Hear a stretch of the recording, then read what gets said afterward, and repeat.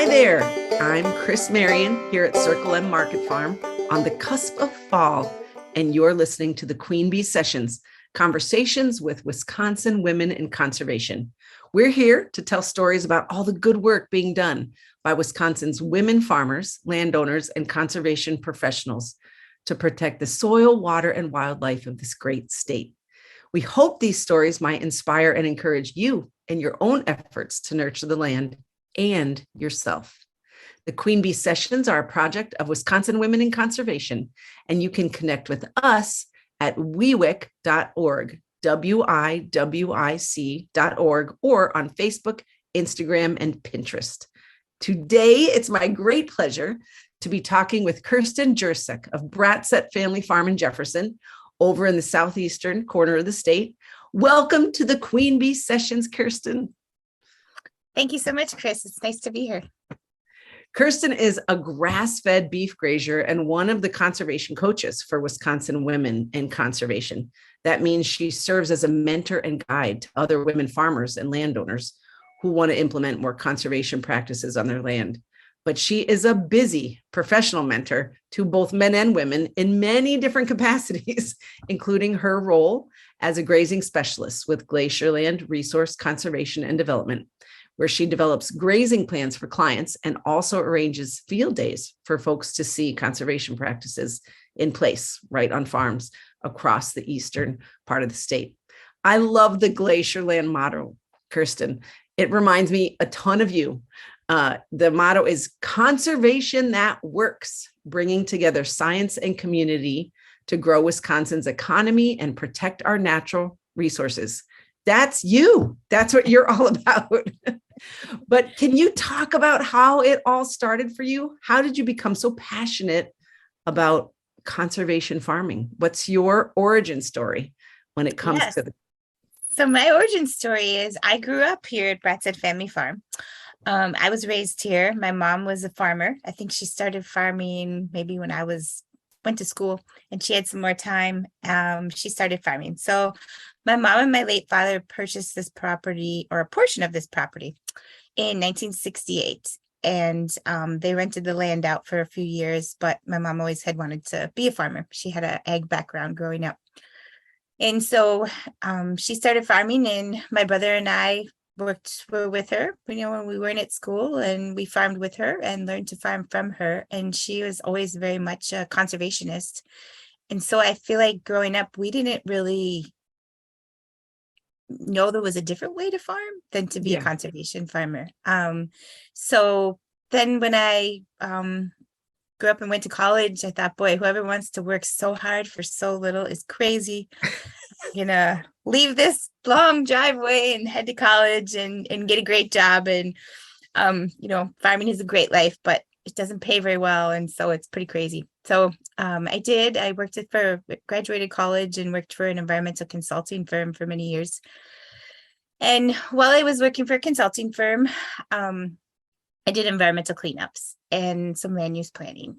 And throughout that process, people were starting to point their fingers at farmers saying, okay, we've cleaned up most of the point pollution, except the farmers. The non-point is the problem. We've plugged the pipes. We're not letting contaminants go into surface waters anymore, but the farmers are starting to be a problem. And I thought, well, that's crazy. Farmers are great. And I didn't realize how much agriculture had changed over the years that I had been away from, even in my community, from farming. And so I really wanted to get back into farming, but I didn't want to farm in a way that wasn't sustainable. And I didn't want to farm in a way I had to have a kid on each leg, driving a tractor. So when it was a long process, but when we returned to the farm, we started rotational grazing. And that was a way of farming where I didn't have to be as timely with planting annual row crops. I didn't have to have very much tractor time. Most of my time could be in the UTV with my kids and the cows, and just working together and having the kids with me in a really safe manner. So that's why we started rotational grazing. It also, I feel like on our farm, we always have been very much stewards of the land, and we're always really passionate about wildlife. and grassland birds and pollinators and providing habitat for them. So it was just a way of farming that really fit in with those beliefs and the respect we had for our land and environment. I didn't actually know that about you, that you had taken time off the farm to work in environmental work. I've been at your place. You had a field day there this August, which was amazing. You are just a pro at field days. The beautiful tent, and there were flowers hanging on the sides of the tent, and the tractor was so beautiful, the ride. And your farm is full of life. I mean, every pasture, there's so much activity, and it's really, really, really beautiful and inspiring. But both you and your mom are tiny ladies. You are really small people. And I think what's interesting is how you're able to pull off big things on a big piece of property with your bodies. and I think one of the things I loved about your field day was you demonstrating from the UTV how you are stringing out the rotational paddocks and just how you make it work. So can you talk about that? Was there a learning curve? Did you have help learning how to find equipment that worked? Yes, I hate doing this, but my battery is running low and I have to plug it. I hope this isn't going to screw us up. Hey, this is all part of it, right? Our lives are not unplugged. Sorry. Well, while you're plugging in, I'm going to talk a little bit about your field day. Perfect. So in August, we had about 30, I don't know, maybe 35 people out at your farm under the big tent. We had a little time to introduce ourselves to each other. That's part of the WeWick model, is the learning circle, where we all kind of tell our story, what kind of land we're coming from and what we hope for our farming operations. And then your mom, Winona, got up on the tractor and pulled us around while you tried to balance in the trippy wagon and pointed out all the cool features of your place. And it was really something. How many field days do you think you've done on your place? Well, at my place, probably 20 years. I've done a lot here. And then also I've had the luxury of working working for Glacierland RC&D and hosting pasture walks at other people's farms too, which has just been a really fun experience. So yeah, I've hosted many field days before. So it just kind of flows when you're on your own farm, when you just think about what you do every day and what you like about your farm and what you wish you could change about your farm. Everything just sort of flows together when you're having a field day. So it's always a lot of fun. I really enjoy them. Well, there were a lot of questions about a lot of the things you were doing, and people were really excited because there were calves that we could, little like day-old calves to look at. That was very exciting. So I was asking you about how you learned to adjust to your stature. You're a small farmer. Your mom is a small person too. Where did you find equipment that worked for you? I mean, it's still a pretty physical job, moving animals once a day. Yeah, so I feel like, men farmers might be like, bigger in stature and maybe physically themselves smaller. Maybe women are a little savvier, so it all works out. And so I don't think size really has anything to do with it on a grazing farm. I mean, most of the heavy lifting we do, we use our Bobcat for, or a skid steer. Our skid steer name is Bobcat. And the heavy lifting we do with the Bobcat. So it's just being a good Bobcat operator is crucial, but it's also pretty easy. And then, our UTV, we used to have a 4-wheeler UTV. Our fencing supplies are all in there. I mean, the kids were driving the UTV by the time they were 4. So again, it's not hard. And they're also driving the Bobcat then. So they're not, I don't think that physical size, I think it's more mental capacity. Because when you're a rotational grazer, there's a lot of science involved. And so we're managing our livestock, but we're also managing our soils and our forage. So we're managing all three things, our soils, our forage, and our livestock, so that they all come together at the right time for the right duration, so that they all flourish. So I think the management skills are much, much more important than somebody's physical strength. There are times where, it's hard to pick up a calf. Say you have a newborn baby calf and it's super huge and it came backwards, and you need to hold its feet up in the air and you see it born and drain out the water from its mouth so you can save its life. There's times where that has been difficult for me, and it would be nice to be taller and stronger. But otherwise, physical strength isn't a huge issue. So I do have the luxury of, I had kids at home. The last one just left last week for college. So I did have him. I had Jake to rely on to help me a lot. And then my husband is sometimes home. And then I have a sibling, my brother Damon is my business LLC partner, and he's out on Saturdays. So if there is heavy lifting to do that has to be done by hand and not the Bobcat, we can ask them to help. We also have great neighbors, and just like probably most farmers do. So, but for the most part, it's not like a daily basis where we're like, we wish we were stronger or bigger. So, yeah. Well, that's important. I mean, I think that's some of the good news about grazing is it is an opportunity that is open to kind of a woman farming, not solo, but being the primary operator on the farm. So you did a webinar for us, and it's archived on our website at wewick.org. But what I loved about it was about grazing management. And what I loved about that is you had drone footage. You could see the farm and you could see the movement of the paddocks. You could kind of see where they had eaten down. And it was a really cool visual picture of your management from the sky. I thought that was really fun. So if anybody wants to go take a look at that, it's archived on our blog. But can you tell us about your property? I know that you have some special arrangements in terms of easements that your mom put in place. I think that's something that people aren't that experienced with. Sure. So overall, our property is about 300 acres. And then it consists of some different ownership. So we bought some property and added it. My parents owned the initial farm, and then I think they bought 173 acres. And then my grandma purchased some property next door and added to it. And then my brother and I purchased property and added to it. So all combined, it's about 300 acres now.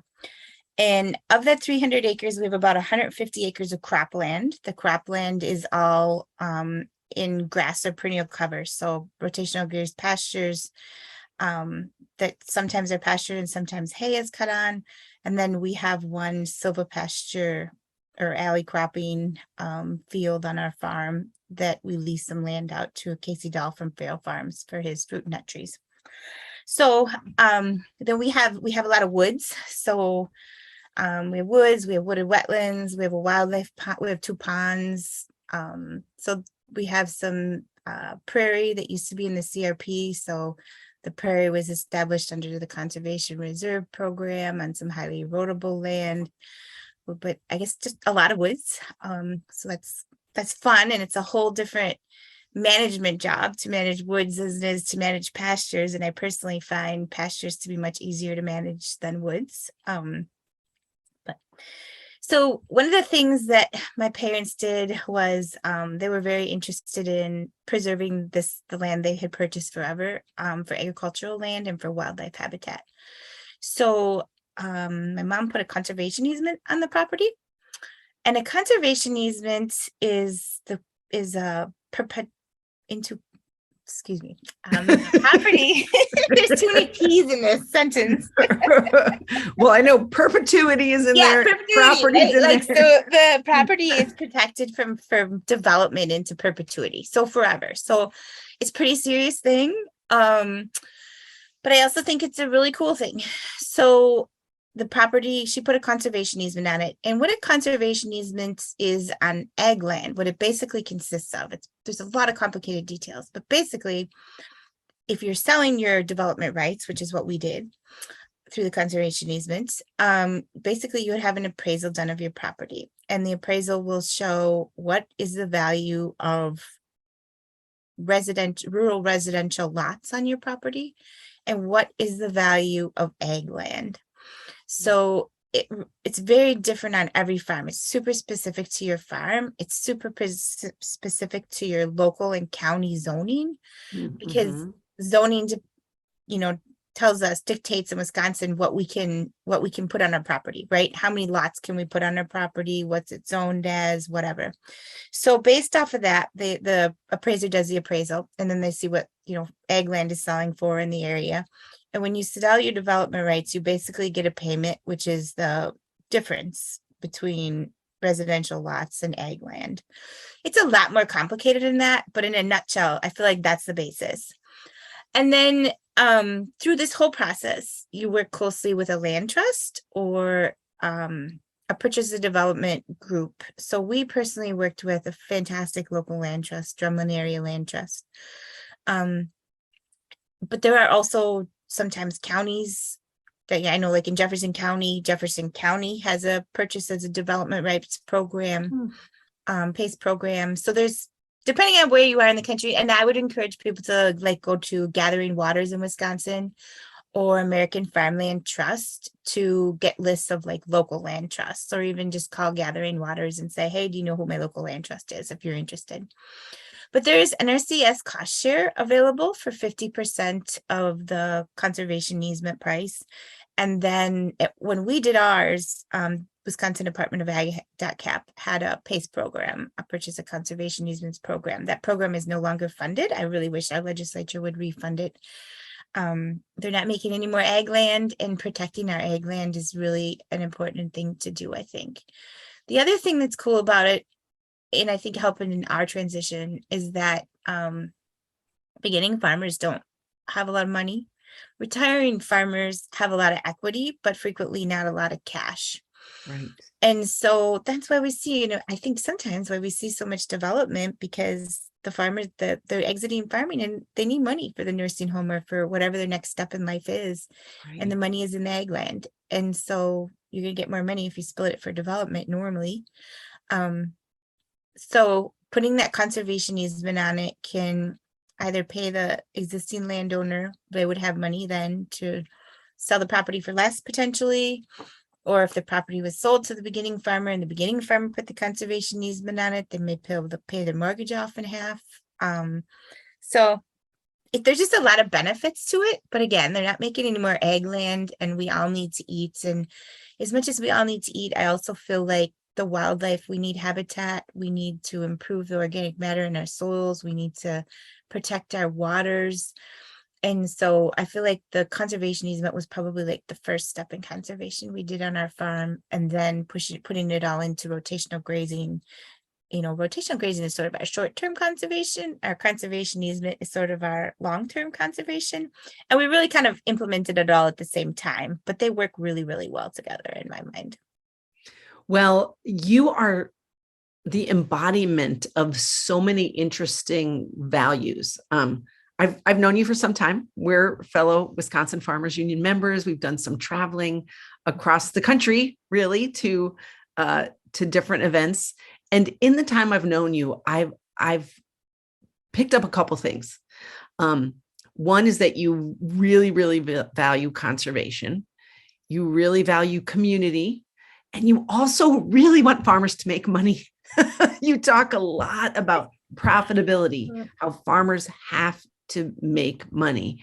And I think that's an interesting intersection of things, because when you bring up the topic of conservation easements, I know when we also recently did a webinar on land trusts and conservation easements. You were a speaker on that too. Thank you. Folks can see that also archived on our blog. But in the comments, just when we were promoting this, there were a lot of comments about, oh, but then farmers aren't making the money they should make. This is a really tricky practice. And there was a lot of pushback. And for something that's kind of so aspirational and idealistic and sort of lawyerly, you really see it as a way to help with profitability. And I think that's interesting.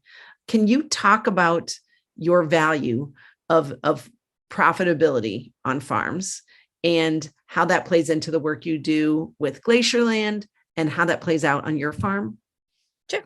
Yeah, well, if a farm isn't going to be profitable, it's not going to stay. So, right. I mean, we all need to eat and we all need a place to live. And if our farm isn't profitable, it's going to go away. And too many times what we see is if a farm becomes not profitable, it usually becomes leased out as a temporary band-aid, right? And frequently, like there's some people that rent land and just do an amazing job. But frequently, once land is rented out, it is not cared for as well as when it is under the management of an owner. And so I see that as a problem. And then also kind of the next step is, well, let's sell it for development because, things just kind of spiral downhill if we don't Right. start with the right goals in mind and have our farm planned out from the beginning. So the work I do with Glacial RC&D is really fun. And I am a NRCS technical service provider. So I write grazing plans for other farms. Now, I will say in those grazing plans, I do not write business plans for the farms. That's up to them to do. But I am always happy to share information about my own farm.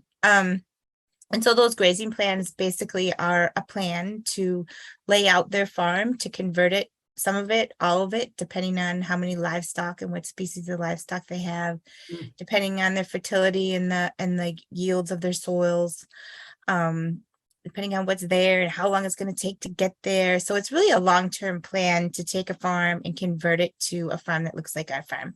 That doesn't happen overnight. It can be a many-year process, and it should be. We always encourage people to start very slowly.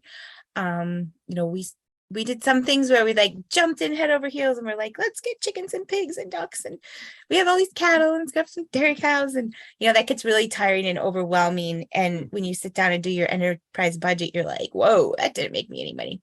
So really starting from the get-go small with each enterprise on your farm, I think is important to see what's going to work for you. And then also what you enjoy doing, because farming is a 7-day-a-week job.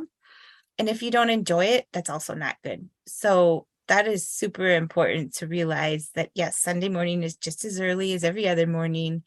And Sunday night, sometimes in the summer, is just as long as every other night. So and there's not a lot of vacations in the summer. So I think planning with people is really, really important. And then planning the farm out year by year by year so they can grow into it and their finances can grow into it.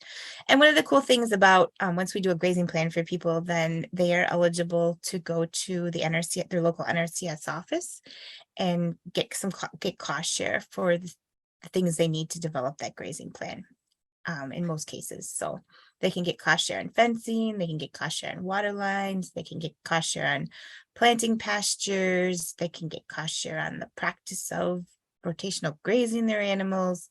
They can get help with winter water, outwintering areas. So there's lots of things they can get cost share help with, which also is super important in keeping that farm profitable, because the upfront costs of grazing are pretty expensive because we're building all this fence and putting in this water line, and we're planting our pasture. We're not getting an income off those acres the first year.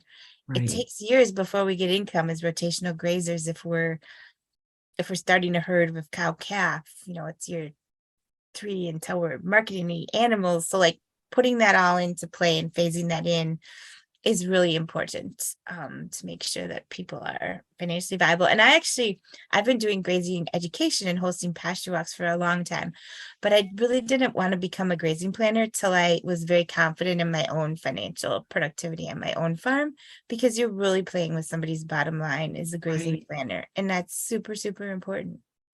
Yeah. Well, I appreciate your value on that. And you talk about it a lot, and you kind of normalize that we need to talk about profitability, because it's like, it's hard to talk about that stuff out loud sometimes. Well, I feel like maybe just because we're from the Midwest and farmers, other people talk about it all the time. You know what I mean? Like, hey, what did that cost? Hey, what'd you pay for that? Hey, what are you sell that for? You know what I mean? And we're just like, I don't know. That's scary. It's money, Yeah, right. So you yourself don't do whole farm planning or business planning, but I do see on the glacier land language that there's a lot about whole farm planning. Can people get help with that? Is that something that people can go to glacier land and get started with, or that's kind of a big job?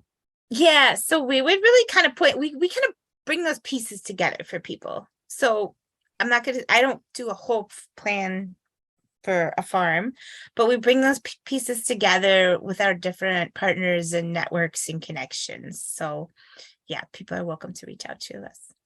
So you talked a lot about cost share.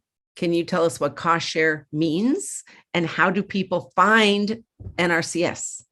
Yeah, so that's a great question. So NRCS is an NRCS office in almost every county in Wisconsin. Some of them cover a few. So if you just Google NRCS, Natural Resource Conservation Service is what the acronym stands for. If you Google NRCS in your county in Wisconsin, you should be able to pull up your county office. If you are located in eastern Wisconsin, southeastern Wisconsin, feel free to reach out for me, and we probably know who your staff are anyways. We work really closely with a lot of great NRCS staff out of the county offices. So a person goes in, the gateway to NRCS, the gateway drug is the Farm Service Agency. Those offices are I think they're always co-housed in Wisconsin. Mm-hmm. And sometimes you don't know if you're at the FSA office or the NRCS office because they all work together really well. And they're both under USDA. They're both under USDA. So there's a USDA sign out front of these little buildings around the counties. So the first step is you make sure your farm is registered with the FSA, Farm Service Agency, which is probably like a 30-minute appointment. If you're not, just to go in, make an appointment, introduce yourself, tell them what you're doing. They'll pull out the right paperwork for you. And then you go over to the NRCS and you say, hey, I'm interested in signing up for the EQIP program, EQIP, which stands for environmental. That's a long one. What is it? Well, it's got to be quality. Environmental Quality Improvement Program. Something maybe. Like but anyways, there's a lot of different cost share items there. So cost share will depend on the dollar amount of cost share you get. Will depend on if you're a beginning farmer, underprivileged farmer, existing farmer. So there's different pay levels. If you've been farming more than 10 years, you get less of a cost share than if you've been farming less or are underprivileged in some way. But you can get payment for things like if you want to build a hoop house, there's cost share for building a hoop house. And then for grazing practices, there's cost share for fencing, for water lines, for seeding. So, but that all has to be based on a grazing plan first. So it's kind of complicated, but not really scary. It just sounds overwhelming because it's new, but it takes about 15 minutes to sign an EQIP application in the NRCS office. And then the staff will sit down and explain in detail whatever you're specifically interested in with you. And they might refer you to our staff at Glacierland RC&D, or they might refer you to staff at Golden Sands RC&D or River Country RC&D. So there's a lot of help out there. There's help. There's help across the state. Yes. Yep. So these programs are federal, and the goal of them is to pay farmers to provide environmental services to the rest of the nation and the world. Yeah, pretty much, right? So they're paying farmers to put conservation on their land. So we know that proper rotational grazing of livestock is way better for soil health and then water quality and pollinator habitat than row crops are. So, yep. That's exactly it. NRCS is giving a farmer cost share to implement practices to better the environment. So with cost share, you have to pay a portion. You're putting some money in, but then the federal government is giving you some money toward a practice. And I have a number of NRCS practices on my farm. I got cost share for fencing for my managed grazing of sheep, and I'm only on 20 acres. So we have very different scaled places, you and I. But we've been able to take advantage of a lot of the same programs. I have an acre of pollinator habitat. I have 5 acres of managed grazing fencing and water lines to that. So it's similar stuff, but on a different scale. What I think you are describing is that there is a relational aspect to all of this. It's not just having to look up a program on a computer and signing up or making an application. You are walking with an NRCS staff or someone from Glacierland or even someone from WeWick, because you are a conservation coach for us. And in that capacity, you can walk with people to help them help them through the process. And so no one has to go through this alone. That's what I hear you saying. And I think that's important to know when you're starting out too. Right. Because it's kind of confusing. I mean, it's a new program to you. So the first time you go through that program, you're like, I signed so many papers. Right. And then I didn't sign my name right. I had to redo it.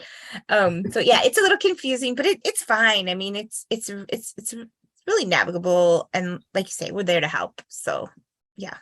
That's the goal of the RC&D. So I work for Glacial and RC&D. Resource Conservation and Development is what RC&D stands for. And really the RC&Ds came about a long time ago. And the goal of the RC&D is to sort of like bridge the gap of agency and private industry. So if there's a gap between an agency, so I think that this is a perfect example of that. So the NRCS staff themselves as a federal agency don't really have the time and maybe sometimes the knowledge to come out and write a really specific grazing plan for a farmer. And then as a Glacial and staff, we do have that expertise and time. And so it's a really good example of some of the different ways the RC&Ds work. Right. And RC&Ds are also setting up, you personally have set up all these field days so that folks can literally go onto a neighbor's farm, walk around the farm with them, and then have a relationship there so that you're even asking questions of your neighbors. There's a lot of peer connections that seem to happen from field days. Peer learning at field days is like an amazing part of them. And just the networking and, maybe somebody has feeder calves and someone's looking to buy feeder calves, or somebody needs a bull, or somebody's looking for lambs or a ram, or there's all kinds of networking that happens at field days. Our group in Jefferson County has taken the next step, as a lot of other groups have, and started their own producer-led watershed group focusing on grazing, the Rock River Regenerative Grazers in Jefferson County. And so they have even started co-marketing each other's products, or at least, so there's a lot of sharing that goes on once people get to know each other and feel really comfortable with each other. A lot of information sharing of, oh man, when I built my fence, I did it this way. Equipment sharing, livestock purchasing, selling, sharing. So a lot of networking goes on.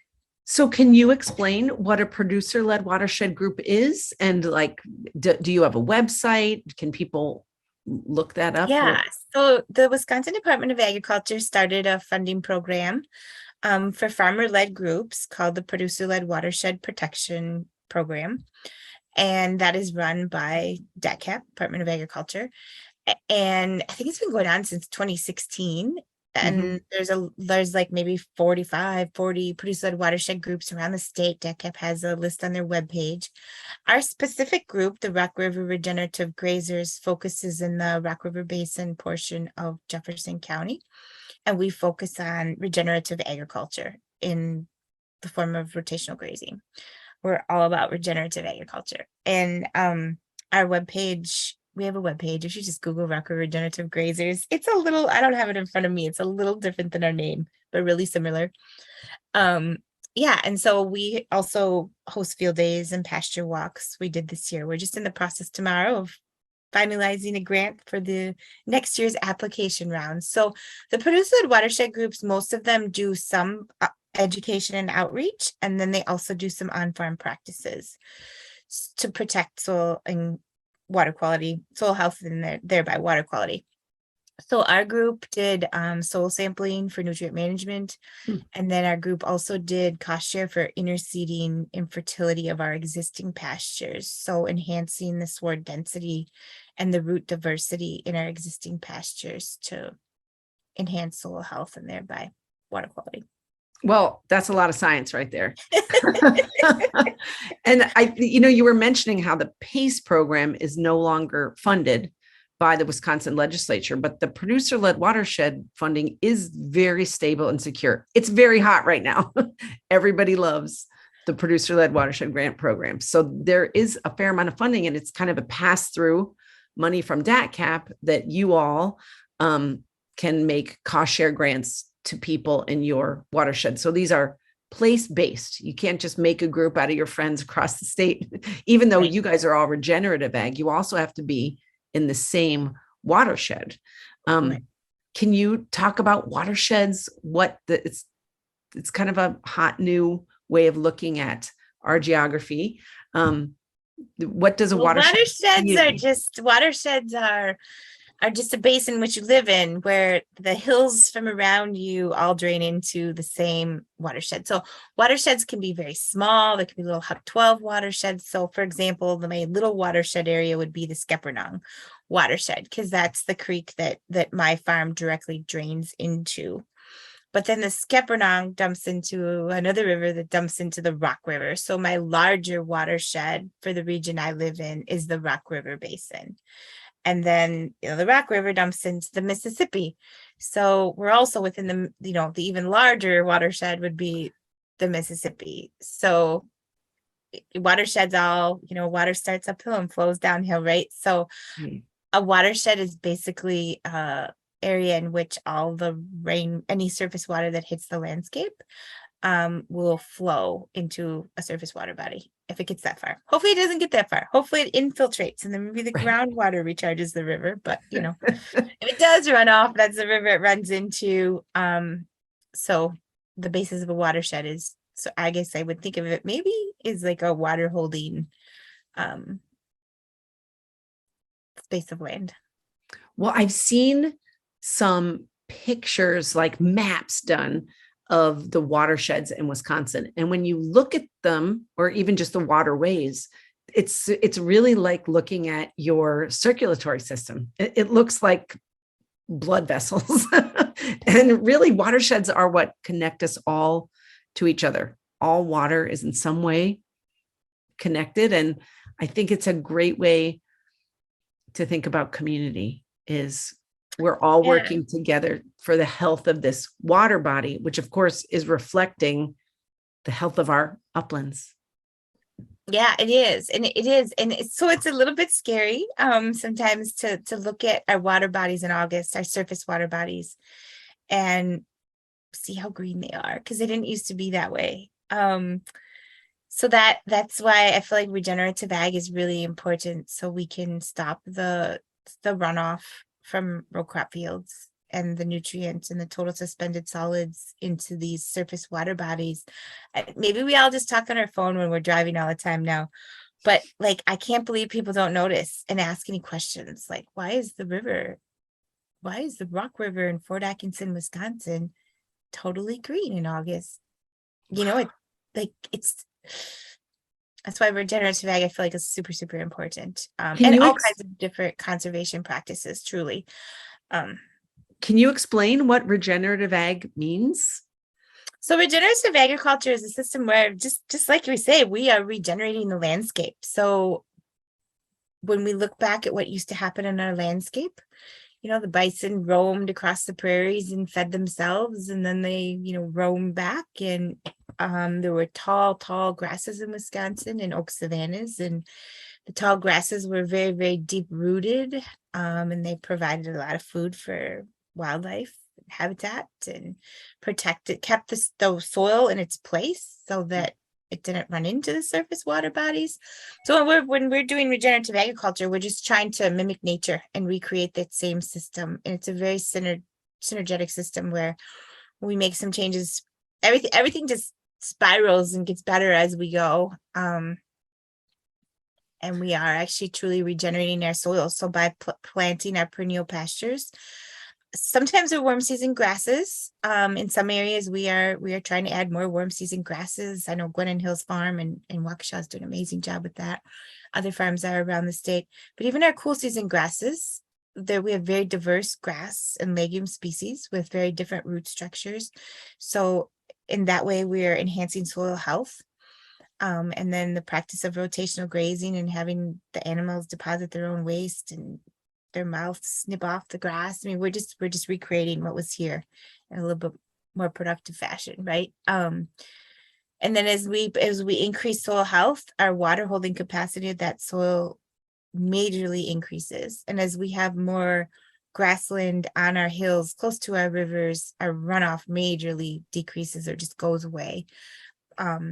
So we're totally protecting water quality. So why does runoff make lakes and rivers green?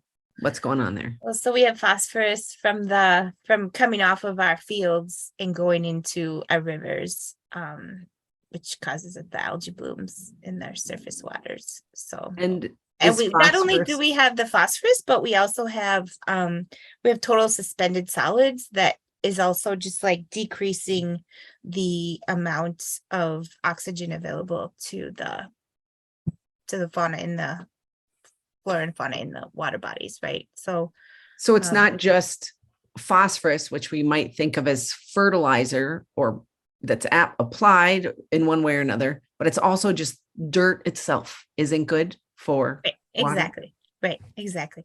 And you think about that in the spring when you drive around and you see the ditches full of brown water. I mean, where are they going, right? So we need to stop that. And a lot of work has been done, and Grasslands 2.0 is doing a lot more amazing work on really trying to scientifically capture the benefits of rotational grazing when it's done really well. What that's a new thing you've mentioned. What is so Grassland 2.0 is an organization that's really run out of the University of Wisconsin at Madison, and there's a lot of researchers working with many different groups. So that's a whole bigger topic than I can talk about. But they're working with consumer groups, they're working with farmer groups, they're working with on-farm research to just better inform people and then also better document the benefits of rotational grazing. So Grasslands 2.0, you can find that online as well. Yeah. Yep. And they're doing actual research to talk about the benefits. So a lot of the grad students at Madison are doing research. Yep. That's great, because I think we can assume some things about grazing, but I also think there's just kind of some new understanding about soil health and why soil behaves the way it does. I think we're kind of in a whole new world of soil health knowledge in the past decade. I mean, a lot of it's old-fashioned kind of knowledge, but now it's being actually documented. And I think that's really exciting. I think that's going to unite agriculture. That's my feeling. Is that I hope so too. I didn't even know that the word soil health. I was like, well, what is that? Of course you'd want a healthy soil, but I really didn't understand that when I started farming at all. I just knew it would be better to not plow your fields. And I knew it would be better to always have the ground covered for carbon sequestration. I mean, those things just seem like common sense to me, but I probably was more worried about it from like a compaction level, because my mom was always like, don't drive across the middle of the field, you'll compact it. Right. Always go by, and so there were like things that, all of a sudden it all just comes together and it makes sense. And there's so many great people that have been like really practicing this type of farming for so long with no credit given to them. And now all of a sudden we're like, oh, soil health, smart farming, carbon sequestration. It's like, well, sometimes when something just like seems like it's good and it makes sense, it really probably does, right? So well, what I like about so much of what we've talked about, you've mentioned so many different groups, you've mentioned so many different partners that you work with, and there's a lot about community. Farming used to be kind of the barn raising picture, right? Everybody helped each other. You needed each other's equipment and each other's arms and legs. And then we kind of went to a more independent, scaled up model. And now as we learn more about soil health, I feel like we're seeing people come back together. They're coming back together to learn at field days, to learn on online forums. And there's just a lot about community. And I think that's exciting. I think the soil itself is a community.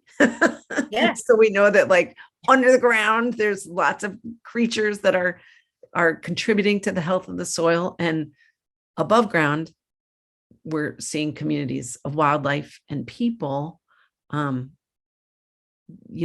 Yes, we're all sort of regenerating at the same time, right? You know what I mean? Yeah. Like we're regenerating community, we're regenerating our environments, we're regenerative ag is really a multifaceted deal. Yeah, this is a really hopeful message, Yeah. Kirsten. I feel like you get to work in a space that's very hopeful in the midst of, an agricultural landscape that is, we know a lot of sad stories, right? I mean, we're not seeing profitability overall, and we have a really high rate of suicide and depression in farm communities. We see farm exits, and like you were talking about, farmland disappearing to development, and being lost to agriculture that way. But this regenerative ag message is very hopeful on a soil level and a livestock level and on a community level. What do you what is your hope for the future? What do you seem like a hopeful person? Yeah, I guess my hope for the future is that we can really continue with regenerative agriculture and really expand it. And my goal would be to get rid of the confinement farms and, return the small farms. I don't know that will happen. I guess just to have as much regenerative agriculture as we possibly can, and to have people work together closely again instead of sort of trying to compete with one another, and really having the community learn what agriculture is and have total buy-in to farms Yeah. and to the food we support, because we can't do it without the community behind us. And so Right. if we don't have consumers in the community, so my biggest push and goal is to get the community out to farms and to get them to understand where their food comes from, and to get them to pay for the food that comes that way, because we have never really quantified the socioeconomic cost of our conventional farming, but it's huge. So we have talked a lot about soil health and the health of kind of the wildlife habitat and animal habitat. But what about consumer health? I mean, are there health benefits to people from regenerative ag? What would make a consumer, other than sharing the values about keeping soil in place and not killing the Gulf of Mexico fishery? But are there other reasons for consumers to buy in to this model? Absolutely. So that's funny too, because when I first started doing this, I had no idea like that it was actually healthier food for you. So yeah, in 100% grass-fed, grass-finished meats, we have a way better ratio of omega-3s, omega-6s. That was a big buzzword several years ago.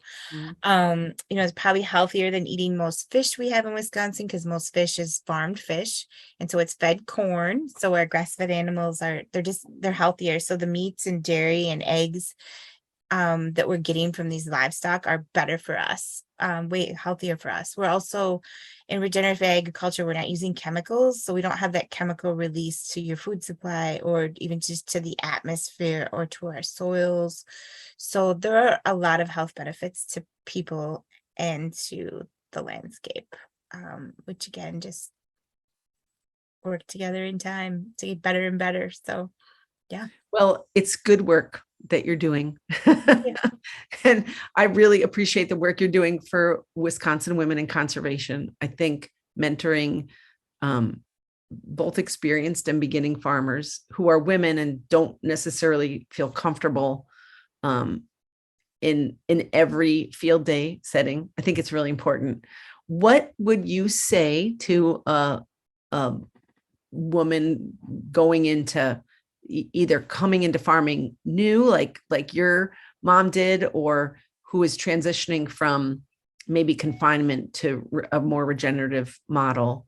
What would you say? What type of advice for starting out would you have? Find a mentor. So give us a call and we'll know somebody, and there's a lot of us that work in regenerative agriculture in Wisconsin. And then we have all these people we work with. So we really do have we have a great resource of existing farmers, of conservation staff. So there's kind of somebody in every corner, right? And so give us a call and we will help you figure out your journey, but really having that path of what the journey is going to be is really important to do upfront for yourself, for your family, for the success of your business and your farm. Yeah. So who has been a mentor in your life, either people or books or groups? Where did you get mentored? I mean, you So have your mom. I've had a lot of mentors. I think my best mentor as far as like my farming was probably my mom. Well, definitely my mom, because she lived right next door. So when we started doing our transition and we're cow calf, she could say to me, "Hey, you better go check your cow. She's been laboring a while," or like, "You were at home, but I did this for your cow." So yeah, that knowledge of just like, I'd been around animals all my life, but then I'd been gone for 15 years, and then to come back and be like, "Oh yeah, what am I supposed to look for when we're first calving?" It all kind of comes back to you when you have a farm background, but it's also really different if like, okay, this is your business and this is what you're gonna make money on, versus your mom saying, "Hey, I'm gonna run to town, check that cow while I'm gone." Right. It's a really different feeling. So and being the responsible person. So I've gotten a lot of mentoring from her. I've gotten a lot of mentoring from other farmers. I've got a lot of mentoring from agency staff. So I learned a lot from people whose farms I went on when we hosted pasture walks at their farms, and all the expert speakers we will be able to bring into those scenarios. I learned a lot from all of them.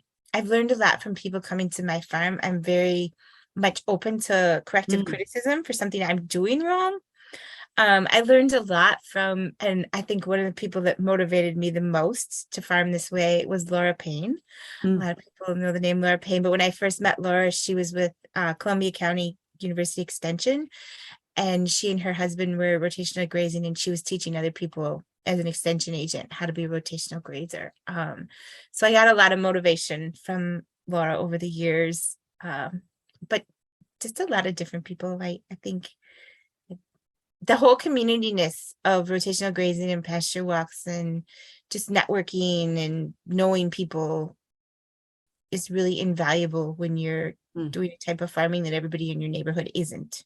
Right. Well, so extension, this is the first time extension has come up in our conversation.